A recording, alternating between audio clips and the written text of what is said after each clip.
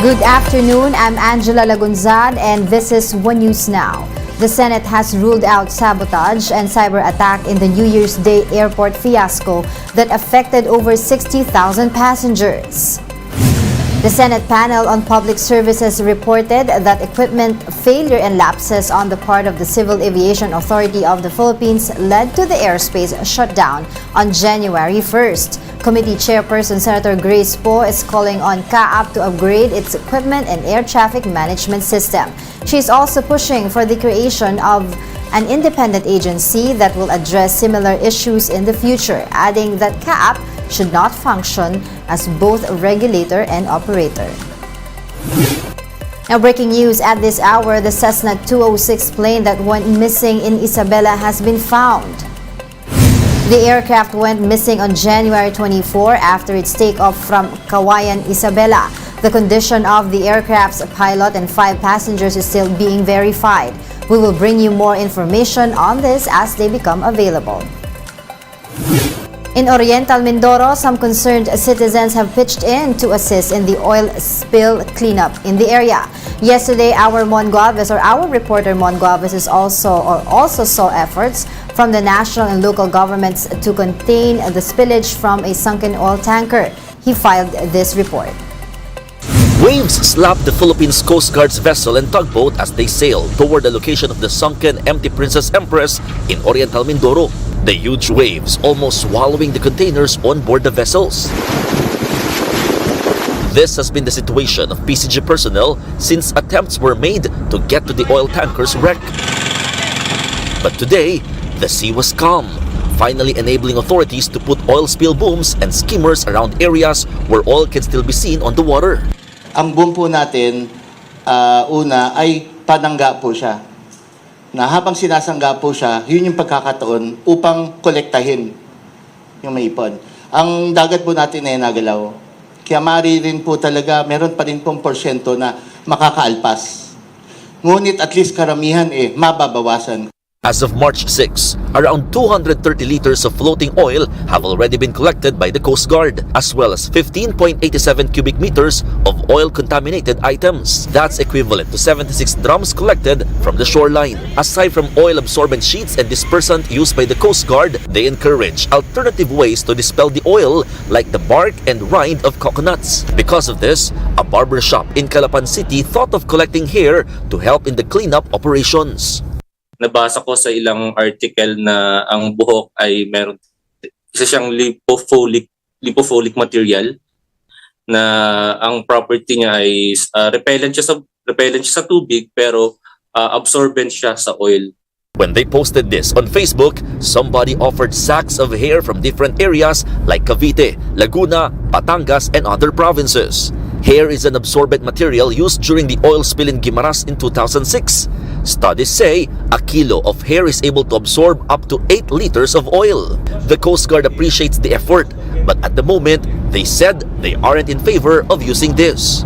Unang-una, yung buhok ay matagal matunaw. Pangalawa, meron siyang mga chemicals na inintroduce sa kanya yung sa parlor. Alam naman natin mga chemicals na ginagamit which are equally detrimental to the environment. So hindi po, we are discouraging that. Because of the continuous exposure to the spilled oil, affected residents are getting sick. 43 cases have been logged so far. All of them experienced headaches, stomach aches, and difficulty of breathing. Ay, yung sentido pong ganito ay parang nakakalula. Hindi po makapagtrabaho, nakaupo lang.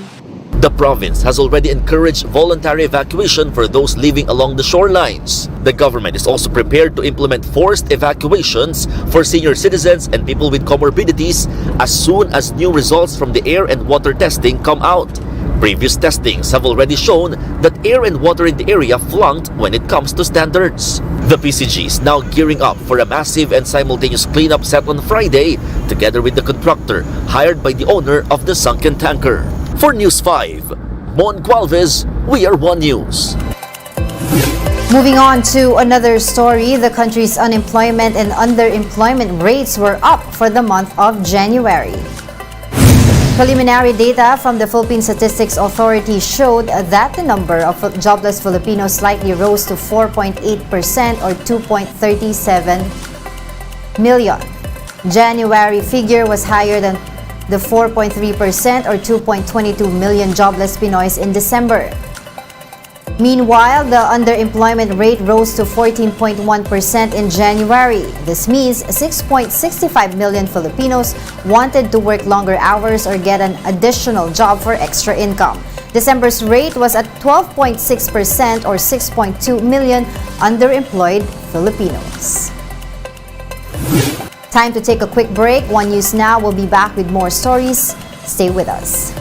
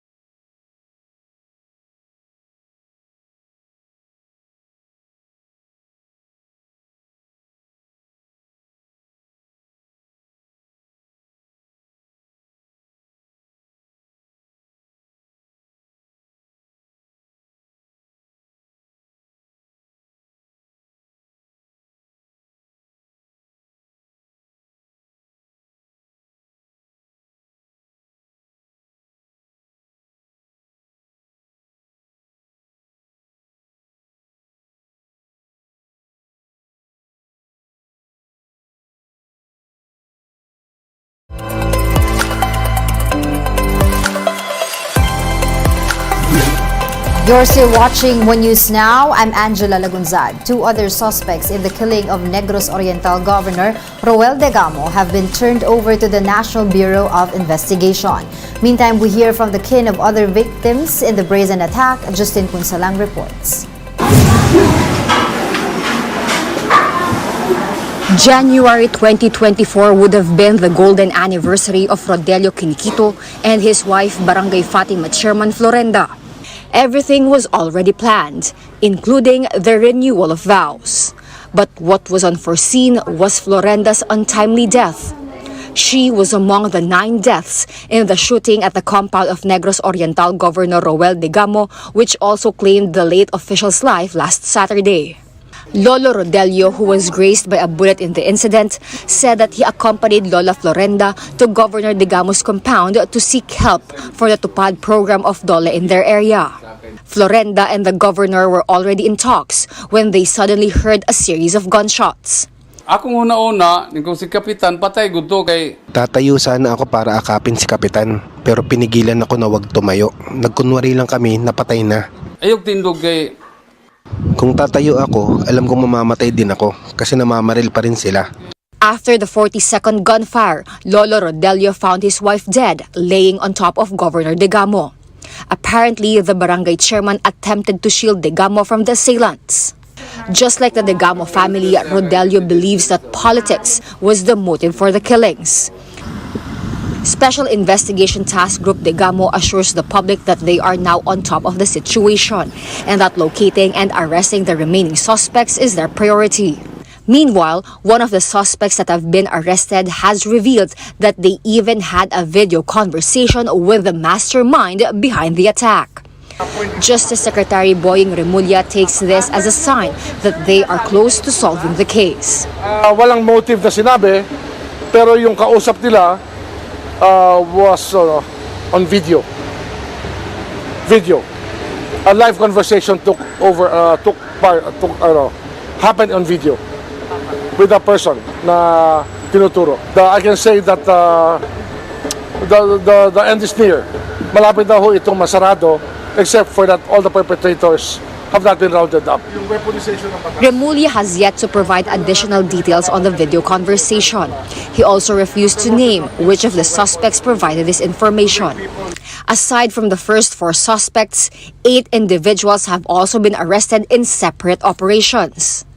But authorities are still verifying whether they are part of the group that attacked Degamo in his compound. For News 5, Justine Punsalang, we are One News. Time to take a quick look at today's other top stories. Another suspect in the alleged fatal hazing of Adamson student John Matthew Salilig has surrendered. Aaron Cruz's legal counsel has said his client is ready to reveal everything he knows about the incident once the preliminary investigation begins. Meralco is set to implement a staggered increase in its generation charges. An increase of 62 centavos per kilowatt hour is expected in consumers' total bill for March and April. And as we speak, the nationwide earthquake drill is ongoing. Government agencies, schools, and private establishments all over the country are participating in this exercise. The conduct of quarterly nationwide drill is one of the government's efforts to promote disaster preparedness among communities. One News Now will be back at 3 p.m. I'm Angela Lagunsad. We're One News.